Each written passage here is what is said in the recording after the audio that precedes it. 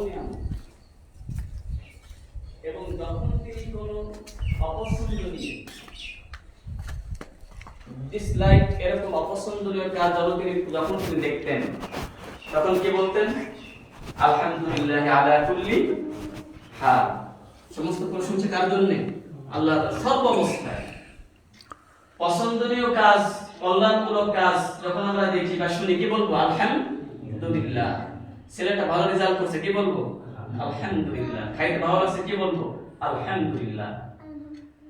আলহামদুলিল্লাহ। এই যে আলিফ লাম, একে বলা হয় ইস্তিগরাকি। আলিফ লামটা কিসের জন্য আসে? ইস্তিগরাকি। এই যে আলিফ লাম শুরুতে আছে আলহামদুলিল্লাহ, আলহামদুলিল্লাহ শুরুতে আলিফ লামটা আসে, এটা একমাত্র কল্যাণ যা কিছু ঘটে এটা আল্লাহ পাকের পক্ষ থেকেই ঘটে, এই জন্য তার সমস্ত প্রশংসা। সম্মানিত হাজরিন, তাহলে আমরা যে আজকে মসজিদে এসেছি এই তৌফিকটা কে দিয়েছেন? আল্লাহ দিয়েছেন। আমাদের মতো অনেক ভাই আছে মুসলিম, দেখবেন যে তারা এখন বাজারে, আপনি যান কত মানুষ তারা তাদের কাজে ব্যস্ত রয়েছে। সুতরাং আল্লাহর হুকুমকে বাদ দিয়ে যারা দুনিয়ার কাজে, এখন এটা দুনিয়ার কাজ, এটা এখন কিসের কাজ হবে ভাই? যখন আল্লাহ অর্ডার হবে, ওই অর্ডারকে নির্দেশকে বাদ দিয়ে যখন সে অন্য কাজে ব্যস্ত হবে, ওটা কিসের কাজ হবে? দুনিয়া নিয়ে সে এখন ব্যস্ত আছে। কিন্তু যদি আপনি আসতেন আবার যদি ব্যবসা বাণিজ্যে লিপ্ত হতেন, ওটা হচ্ছে পরকালের কাজ, ওটাও সব অন্তর্ভুক্ত হচ্ছে। সুবহানাল্লাহ। সম্মানিত হাজরিন, আমাদের অন্তরটা, হৃদয়টা, আমি গত জুমায় বলেছিলাম যে আমাদের বিশেষ করে আমরা যখন কোনো লোহার কোনো ফার্নিচার বা লোহার কোনো জিনিস বা লোহার আপনার জানালা বলেন, দরজা বলেন, গ্রিলে যখন রং করা হয়, হ্যাঁ, লোহার যে গেটটা আছে যখন আমরা রং করি, রং করার আগে শিরিষ কাগজে কি করতে হয়? ভালো করে এটাকে মরিচাগুলো উঠাইতে হয়, তা না হলে রং থাকবে না, ময়লাগুলো উঠাইতে হয়। নবী করিম সাল্লাল্লাহু আলাইহি হাদিসটি রাবি হচ্ছেন হযরতে আব্দুল্লাহ, যিনি হযরত ওমর ইবনে খাত্তাব রাদিয়াল্লাহু তাআলা আনহুর সন্তান, হযরতে আব্দুল্লাহ ওয়ালি ইবনে উমর, আব্দুল্লাহ ইবনে উমর রাদিয়াল্লাহু তাআলা আনহু থেকে বর্ণিত। তিনি বলেন, হাদিসটি হচ্ছে বাইহাকী শরীফের হাদিস।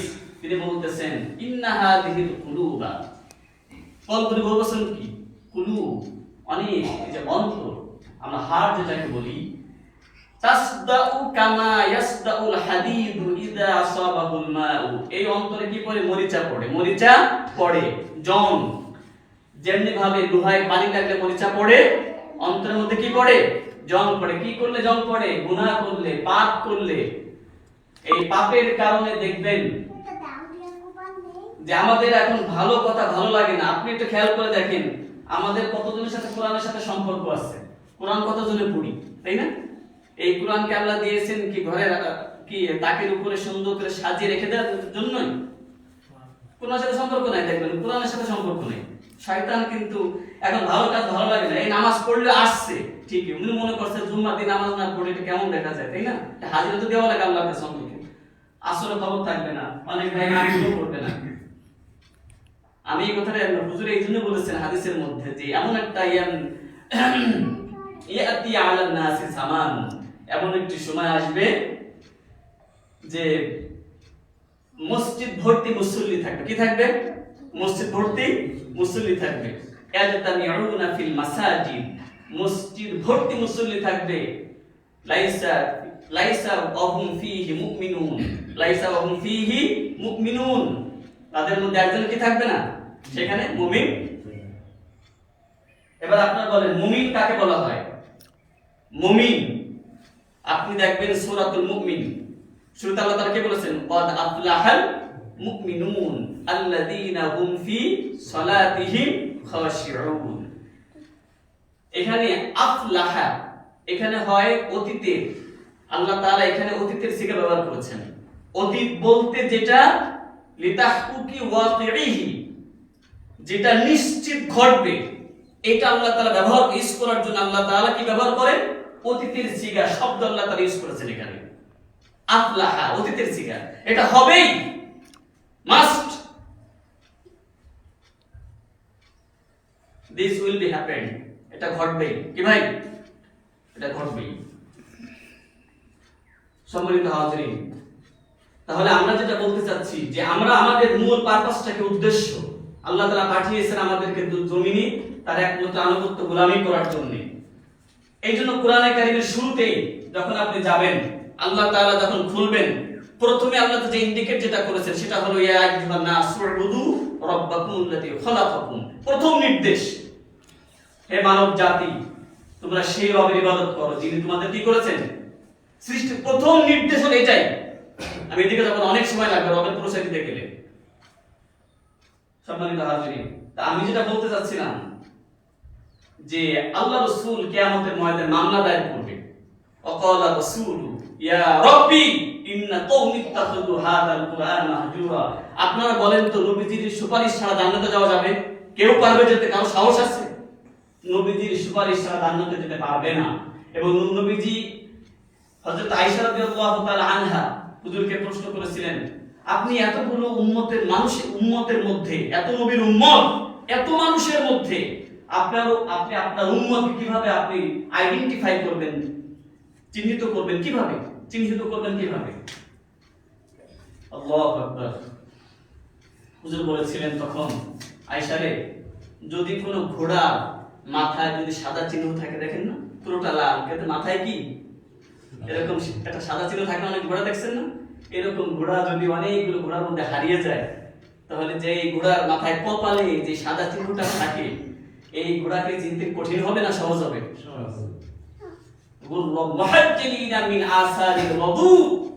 যারা পাঁচ ওয়াক্ত নামাজ পড়েছে উম্মতের মধ্যে, যারা বিশেষ করে এখন শীতকাল না, উইন্টার সিজন দেখবেন বিশেষ করে ফজরের সময় ওঠা, এইজন্য হাদিসের মধ্যে আসছে দুই ওয়াক্ত নামাজ যে ব্যক্তি কন্টিনিউয়াসলি পড়বে, নিয়মিত পড়বে, একটা হলো বলা হয়েছে বারদাইন। বারদাইন বলতে দুই ঠান্ডার নামাজ। কয় ঠান্ডার নামাজ? বারদাইন, বারদ মানে ঠান্ডা, বারদাইন দুই ঠান্ডার যে ব্যক্তি নামাজ, মান সাল্লা ফিল বারদাইন, যে ব্যক্তি দুই ঠান্ডার নামাজ পড়বে দাখালাল জান্নাহ, সে জান্নাতে চলে গেছে। দুই ঠান্ডা বলতে দেখেন বিশেষ করে ফজরের নামাজ দেখবেন সারা রাত ঘুমায় না, ঘুম আসে না, কিন্তু ঠিক ওই টাইমে এমন ঘুম দেয়, শয়তানে কি করে, মাথায় মালিশ করে, তেল মালিশ করে, দেখবেন ঘুমা। ওই টাইমে ঘুম আসে না, দেখবেন কোনো সময় ঘুম নাই, কিন্তু ওই টাইমে ঘুম এসে যায়। এবং ঠান্ডা ঘুম, কি চমৎকার ঘুম, নাক ডাকতে থাকে। আর একটা হলো আসরের ঠান্ডা, যেটা দেখবেন আসরের সময় ঠান্ডা থাকে না, ব্যবসায়ীরা দেখবেন দিনে মানে দুপুরবেলা ঘুম একটা দিয়ে ওই টাইমে চলে যায় একেবারে ব্যবসার কাজে বা জমিনের কাজে চলে যায়, ওই ঠান্ডা। কারণ ওই আমরা কি করে পারি, আমরা ওই টাইমটা আমরা মশগুল হয়ে পড়ি, আমরা বিজি হয়ে পড়ি কাজের জন্য।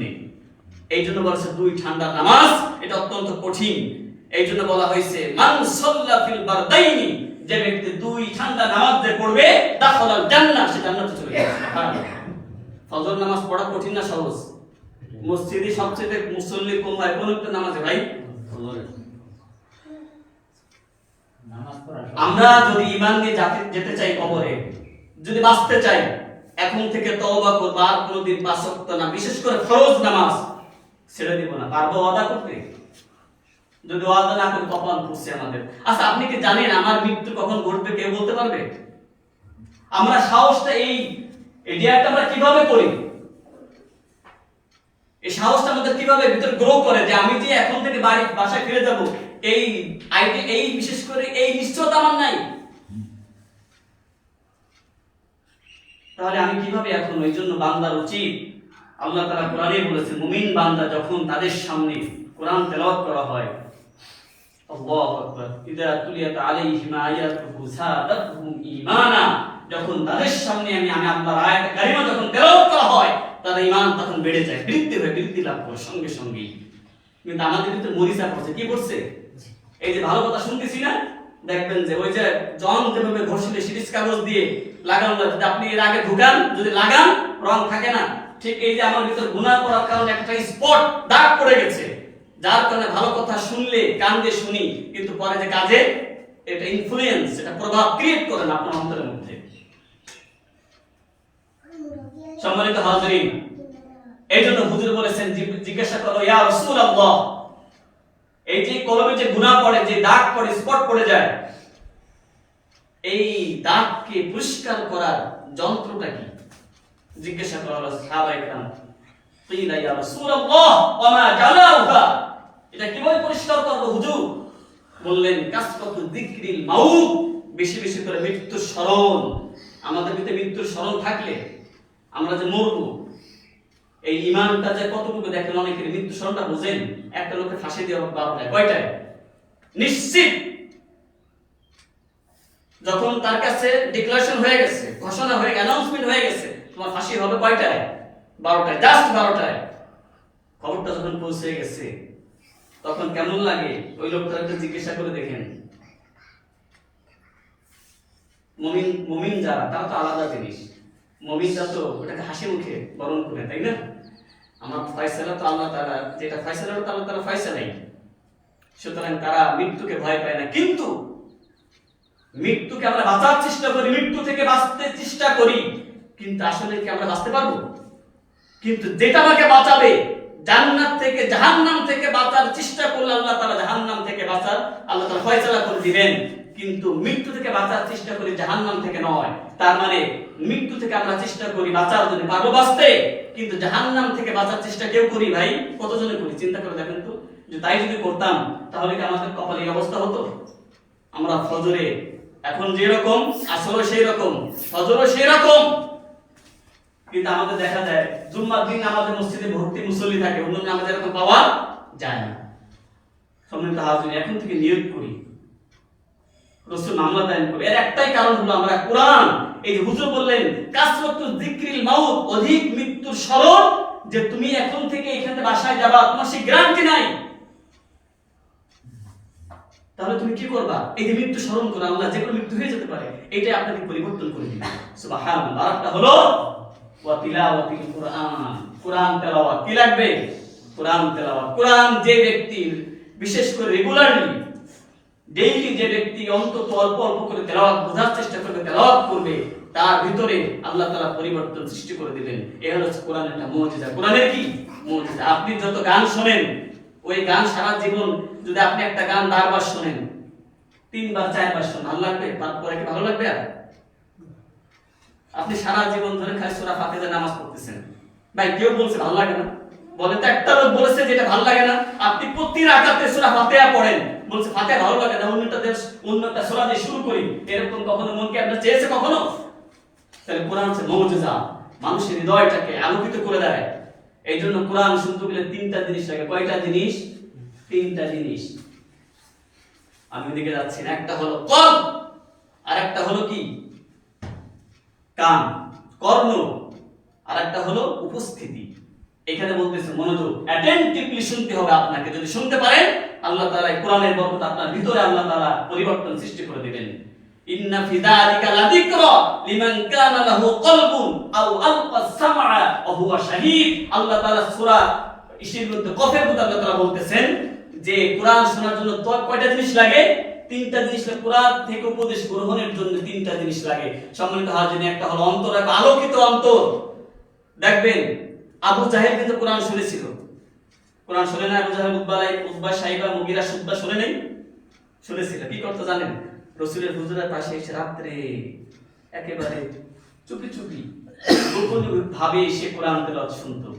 যখন এমন অবস্থা হতো তাদের, যে তাদের হৃদয়টা মানে কান ভেদ করে হৃদয়ে আঘাত করতো, লাগতো, এত মজা লাগতো, বসার সময় পেত না, দাঁড়ানো থেকে যে বসবে এই সময়টাও তারা পেত না। আপনি চিন্তা করে দেখেন, যার কাছে নাযিল হচ্ছে এই কোরআন, যিনি কোরআন তেলাওয়াত করতেছেন, তার কণ্ঠস্বর কেমন আমরা জানি। হযরত দাউদ আলাইহিস সালাম, আল্লাহ তাকে অত্যন্ত ভোকালটা অনেক সুইট ছিল, অনেক সুমধুর কণ্ঠে তিনি কি করতেন? তেলাওয়াত করতেন, জাবুর কিতাব তেলাওয়াত করতেন। আর আমার রাসূলের সর্বশ্রেষ্ঠ কিতাব, সর্বশ্রেষ্ঠ নবী, হুজুর বলতেছে অন্য নবীদেরকে যা দেওয়া হয়েছে আমি মুহাম্মদ রাসূলুল্লাহ সাল্লাল্লাহু আলাইহি ওয়াসাল্লামকে আল্লাহ তাই দিয়েছেন। সুবহানাল্লাহ। তিনি তেলাওয়াত করতেছেন কোরআন। আবু জাহেল, উতবা, সাইবা, মুগিরা, ওয়ালিদ ইবনে মুগিরা, এরা যখন গোপনে ভাবে যখন শুনতে আসতো এই কোরআন, কিন্তু কোরআন শুনেছে ঠিকই, ভালো লেগেছে, কিন্তু হৃদয়কে তারা কলবে তারাকে আঘাত করে নাই, এই কলবটাকে পরিষ্কার করে নাই। কারণ আল্লাহ তাআলা তাদের কপালে হিদায়াত আল্লাহ তাআলা লেখেন নাই। সম্মানিত হাজিরিন, ওমর রাদিয়াল্লাহু আনহু তিনি ছিলেন একজন, তিনি তো এর আগে তো কাফের ছিলেন, ইসলাম বলতে কি ছিলেন? কাফের ছিলেন না? তিনি যখন কি করলেন? তিনিও কোরআন শুনেছিলেন। নিজের বোনকে যখন জামাই আর বোন যখন ইসলাম গ্রহণ করলো, তখন তিনি রাগান্বিত হয়ে মার পিট শুরু করলেন, রক্তাক্ত হবে ব্লিডিং যখন হচ্ছিল, তখন তার ভিতরে মায়া আসলো। একটু বলো না, তোমরা কি তিলাওয়াত করতেছিলে? যখন দেখছে বোনের শরীর ফেটে যখন রক্ত বের হচ্ছে, তখন বল কি তিলাওয়াত করতে, এটা শোনাও না।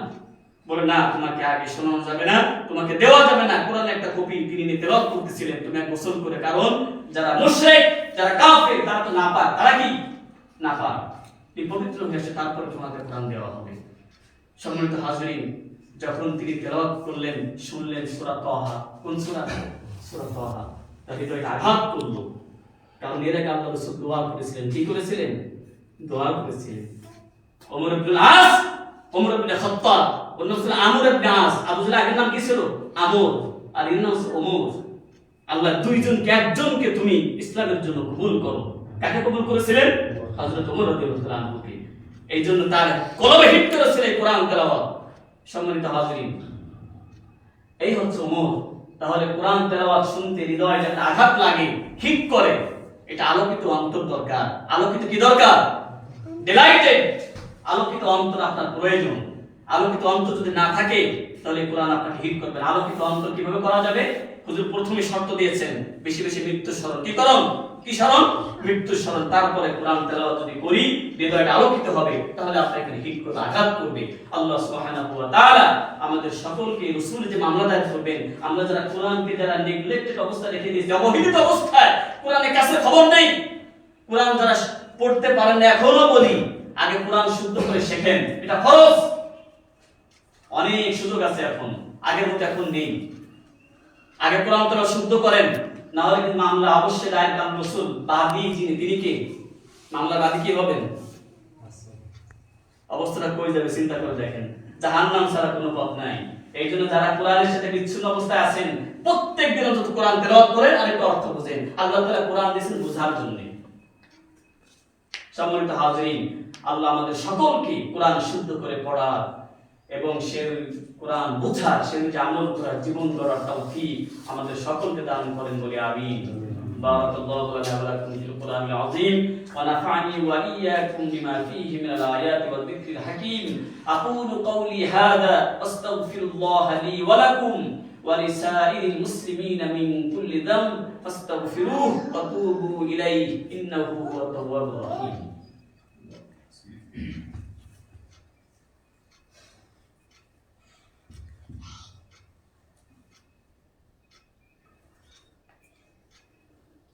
اللهم اغفر لي وارحمني.